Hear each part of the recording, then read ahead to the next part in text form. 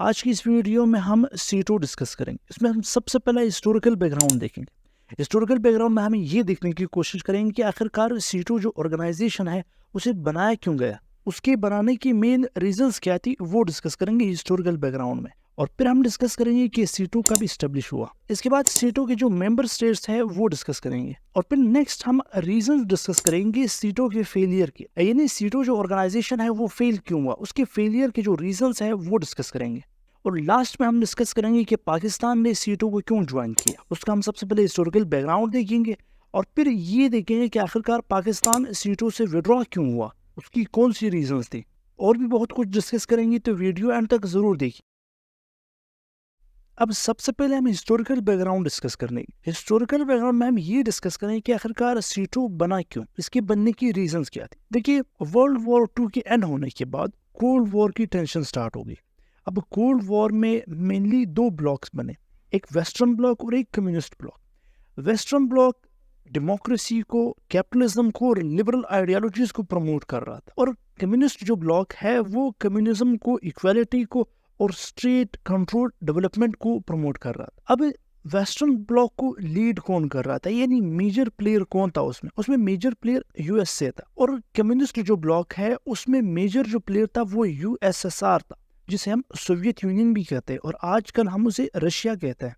यानी यहाँ पर दो ब्लॉक्स बने, एक ब्लॉक डेमोक्रेसी, कैपिटलिज्म और लिबरल आइडियोलॉजी को प्रमोट कर रहा है, और दूसरा ब्लॉक कम्युनिज्म और स्टेट कंट्रोल डेवलपमेंट को प्रमोट कर रहा है। अब वेस्टर्न ब्लॉक क्या चाहता था, यानी जिसे यूएस लीड कर रहा था, वो ब्लॉक यानी वेस्टर्न ब्लॉक चाहता था कि कम्युनिज्म के स्प्रेड को रोका जाए, यानी कम्युनिज्म को स्प्रेड होने से, कम्युनिज्म को फैलने से रोका जाए। इस चीज के लिए उनकी यही कोशिश थी कि जो डिफरेंट रीजन्स है, जिस तरह मिडल ईस्ट, यूरोप और एशिया, इन तीनों रीजन में कम्युनिज्म के स्प्रेड को रोका। अब क्वेश्चन ये कि आखिरकार स्प्रेड को रोका कैसे जाएगा, तो इसका आंसर है कि मिलिट्री अलायंस बनाकर, यानी हर रीजन में military alliance, different military alliance बनाकर ही कम्युनिज्म को रोका जा सकता है। तो इसके लिए अगर हम वर्ल्ड मैप में देख ले, देखिए वर्ल्ड मैप में यूरोप, मिडल ईस्ट और एशिया, इन तीन रीजन्स पर अमेरिका का फोकस था या वेस्ट का फोकस था, जो डेमोक्रेसी को प्रमोट करना चाहते थे। इन तीन रीजन्स पर उनका फोकस था कि इन रीजन्स में कम्युनिज्म के एक्सपेंशन को रोका जाए। अब इसमें यूरोप में अगर हम देख ले, देखिए यूरोप में उन्होंने नेटो बनाया जो कि मिलिट्री अलायंस है। अब नेटो के थ्रू उनकी ही कोशिश थी कि कम्युनिज्म को यूरोप में रोका जाए। मिडिल ईस्ट में उन्होंने सेंटो बनाया। अब सेंटो के थ्रू उनकी ही कोशिश थी कि मिडिल ईस्ट में कम्युनिज्म को फैलने से रोका जाए। और थर्ड, एशिया में उन्होंने सीटो बनाया, जिसका मेन रीजन क्या था कि कम्युनिज्म को फैलने से रोक। तो बेसिक जो रीजन है सीटों को बनाने में वो यही है कि कम्युनिज्म के एक्सपेंशन को रोका जाए, यानी कोल्ड वॉर की टेंशंस की वजह से वो यही चाहते थे कि कम्युनिज्म को ज्यादा से ज्यादा रोका जाए।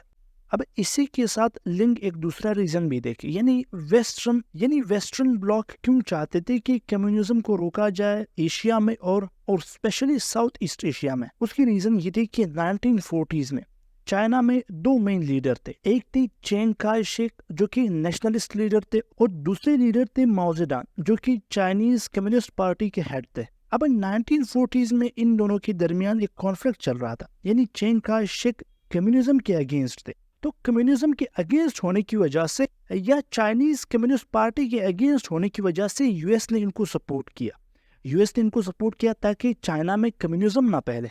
बट हुआ कुछ अपोजिट, चाइना में एक सिविल वॉर हुई। उस सिविल वॉर के एंड होने के बाद माओ जेडुंग ने शिकस्त दी चिंग काय शेक को, और 1949 में माओ जेडुंग ने चाइना को डिक्लेयर किया पीपल्स रिपब्लिक ऑफ चाइना, और कम्युनिज्म की यहाँ पर विक्ट्री हुई और चाइना उसके बाद एक कम्युनिस्ट स्टेट बना। अब इस चीज को देखते हुए, यानी चाइना जो कि एक बहुत ही बड़ा स्टेट है वो एक कम्युनिस्ट स्टेट बन गया। इस चीज ने वेस्टर्न ब्लॉक को और खौफजदा किया कि ऐसा ना हो कि साउथ ईस्ट एशिया में या एशिया में और कंट्रीज भी कम्युनिस्ट बने। तो ये भी एक रीजन इसी के साथ लिंक है, ये भी एक रीजन था सीटो जैसे मिलिट्री अलायंस को बनाने में। होप्स कि आपको बैकग्राउंड समझ आ चुका होगा कि कौन से ऐसी रीजंस थे जिसकी वजह से सीटो बना। अब हम डिस्कस करेंगे कि आखिरकार सीटो का फुल फॉर्म क्या है। देखिए सीटो का फुल फॉर्म है South East Asia treaty organisation, और ये 1955 में एस्टेब्लिश हुआ। का हेडक्वार्टर बैंकॉक में है। और हम हिस्टोरिकल बैकग्राउंड में ये डिस्कस कर चुके हैं कि साउथ ईस्ट एशिया में कम्युनिज्म को रोकने के लिए 1954 में मिलिना जो कि फिलीपींस के कैपिटल है, वहां पर एक कॉन्फ्रेंस हुआ। उस कॉन्फ्रेंस में इस बात पर एग्रीमेंट किया गया कि एक कलेक्टिव डिफेंस सिस्टम बनाया जाएगा साउथ ईस्ट एशिया के लिए, और वो कलेक्टिव डिफेंस सीटो के फॉर्म में इस्टेब्लिश हुआ। अभी यहाँ पर एक बात नोट कीजिएगा कि नेटो यानी नॉर्थ अटलांटिक ट्रीटी ऑर्गेनाइजेशन, सीटो भी सेम उसी का वर्जन है, बट सीटो जो है वो साउथ ईस्ट एशिया में है। नोट करने वाली बात यह है कि नेटो के पास एक परमानेंट आर्मी है, बट सीटो के पास कोई भी परमानेंट आर्मी नहीं थी अपनी। एज अ ऑर्गेनाइजेशन उसके पास एक परमानेंट आर्मी नहीं थे। इसके अगर हम मेंबर्स की बात कर ले तो इसके टोटल 8 मेंबर्स थे। United state, France, British, Australia, New Zealand, Philippines, Thailand and Pakistan, ये 8 मेंबर्स थे सीटो के।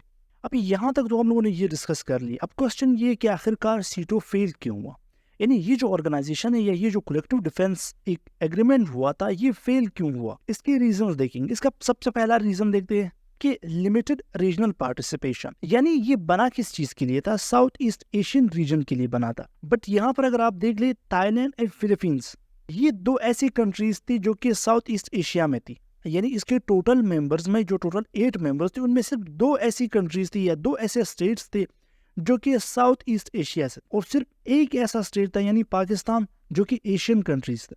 बाकी 5 कंट्रीज एशियन कंट्रीज थे ही नहीं। तो इससे हमें क्या देखने को मिलता है, इससे हमें ये देखने को मिलता है कि जो रीजनल यानी इस रीजन में साउथ ईस्ट एशिया की रीजनल जो स्टेट्स है उनकी पार्टिसिपेशन ही नहीं थी। 2 स्टेट या 3 स्टेट ने ही पार्टिसिपेट किया इस कलेक्टिव डिफेंस सिस्टम में। इस कलेक्टिव डिफेंस सिस्टम में ये एक वजह बनी इसके फेलियर की कि जिस रीजन को वो रिप्रेजेंट करने की कोशिश कर रहा है उसी रीजन की मेंबर स्टेट की तादाद सिर्फ 2 या 3 है, और बाकी जो 5 मेंबर्स है वो एशियन कंट्रीज है ही नहीं। अब सेकंड रीजन देखिए सेकंड रीजन क्या है, हम बैकग्राउंड में डिस्कस कर चुके हैं कि सीटो का मेन पर्पस क्या था। सीटो का मेन पर्पस था कि कम्युनिज्म को रोका जाए, बट सीटो इस चीज में नाकाम रही। यानी सीटो कम्युनिज्म को रोकने में नाकाम रही। उसकी रीजन कुछ यूं है कि वियतनाम, लाओस एंड कंबोडिया, इन तीनों स्टेट में जो कि इसी रीजन में थे, इन तीनों स्टेट में सीटो इस चीज में नाकाम रहा कि इन तीनों स्टेट में कम्युनिज्म को रोक सके।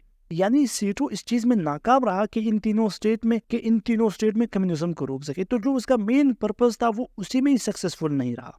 अब थर्ड रीजन क्या है सीटो के फेल होने का, वो है लिंग्विस्टिक एंड कल्चरल डिफरेंसेस। अब सीटो को जब बनाया गया तो सीटो में डिफरेंट मेंबर स्टेट थे, यानी 8 मेंबर स्टेट। उनमें साउथ ईस्ट एशिया से 2 कंट्रीज और एक एशिया से जो कि पाकिस्तान है, और फिर United state, France, great Britain, यानी जितने भी स्टेट्स थे उनमें कल्चरल डिफरेंस बहुत ज्यादा था और लिंग्विस्टिक डिफरेंस भी बहुत ज्यादा था। ये भी एक रीजन बनी सीटो के फेल होने की। तो ये 3 वो रीजन थी जो सीटो के फेलियर की वजह बनी। इसके अलावा और भी रीजंस है, बट ये 3 मेन रीजंस। अब इसके अलावा नेक्स्ट सीटो और पाकिस्तान। अब पाकिस्तान के पर्सपेक्टिव में हम सीटो को देखने की कोशिश करें कि पाकिस्तान ने सीटो को ज्वाइन क्यों किया, और आखिरकार पाकिस्तान सीटो की यानी इस ऑर्गेनाइजेशन से विड्रॉ कब हुआ और क्यों हुआ। तो सबसे पहला क्वेश्चन कि आखिरकार पाकिस्तान ने इस ऑर्गेनाइजेशन को ज्वाइन क्यों किया। इस क्वेश्चन को आंसर करने के लिए हम इसका हिस्टोरिकल बैकग्राउंड देखते हैं। देखिए 1957 के पार्टीशन के बाद पाकिस्तान भी बना और इंडिया भी बना। तो पाकिस्तान के केस में अगर हम देख ले, पाकिस्तान ने सीटो और सेंटो को ज्वाइन किया, बट इंडिया ने ना सीटो को ज्वाइन किया और ना ही सेंटो को ज्वाइन किया। दोनों में से किसी एक को भी ज्वाइन नहीं किया। इसकी रीजन क्या थी, यानी पाकिस्तान ने दोनों को ज्वाइन किया और इंडिया ने एक को भी ज्वाइन नहीं किया। अब इसके कुछ रीजंस है। देखिए 1947 में जब पाकिस्तान बना तो पाकिस्तानी लीडर्स का एक ही खौफ था, यानी एक ही फेयर था, वो ये था कि इंडिया कभी भी अटैक कर सकता है पाकिस्तान के ऊपर। इंडियन लीडर्स पार्टीशन के कंसेप्ट के बिल्कुल ही अगेंस्ट थे, तो इसलिए उन्हें ये फियर था कि इंडिया कभी भी अटैक कर सकता। और सेकंड रीजन है इकोनॉमी। देखिए 1947 में जब पाकिस्तान बना तो पाकिस्तान में ना तो इंडस्ट्रियलाइजेशन था और ना ही कोई high level of infrastructure development था। इन दोनों चीजों के ना होने की वजह से पाकिस्तान की इकोनॉमी बिल्कुल ही 0 लेवल पर थी। और थर्ड जो रीजन है वो है मिलिट्री एड। देखिए उस वक्त पाकिस्तानी मिलिट्री के पास कोई भी एडवांस वेपन्स नहीं थे। एडवांस वेपन्स ना होने की वजह से कंट्री को डिफेंड करना मुश्किल था। अब हम इन तीनों रीजंस को लिंक करने की कोशिश करेंगे कि कैसे इन तीनों रीजंस की वजह से पाकिस्तान ने सीटो और सेंटो जैसे ऑर्गेनाइजेशन ज्वाइन किए और इंडिया ने ज्वाइन नहीं किए। तो पहला रीजन है इकोनॉमी का। देखिए उस वक्त इकोनॉमी चूंकि वीक थी तो इकोनॉमी को स्ट्रॉन्ग करने के लिए, इकोनॉमी को कुछ सपोर्ट देने के लिए उन्हें इकोनॉमिक एड्स चाहिए थे, और इकोनॉमिक एड को हासिल करने के लिए उन्होंने यूनाइटेड स्टेट की तरफ रुख किया और ऐसे ऑर्गेनाइजेशंस को ज्वाइन करने की कोशिश की पाकिस्तान ने उस वक्त के, जिनसे उन्हें लग रहा था कि यहाँ से कुछ इकोनॉमिक एड मिल सकता है। दूसरा रीजन जो हम लोगों ने डिस्कस किया कि 1947 में जब पाकिस्तान बना तो पाकिस्तानी लीडर्स का ये फेयर था कि इंडिया हो सकता है अटैक कर ले, किसी भी वक्त इंडिया अटैक कर सकता है। तो कंट्री को डिफेंड करने के लिए उन्हें क्या मिलिट्री एड्स चाहिए थे, मिलिट्री एड में भी उन्हें एडवांस वेपन्स चाहिए ताकि कंट्री को प्रोटेक्ट करे।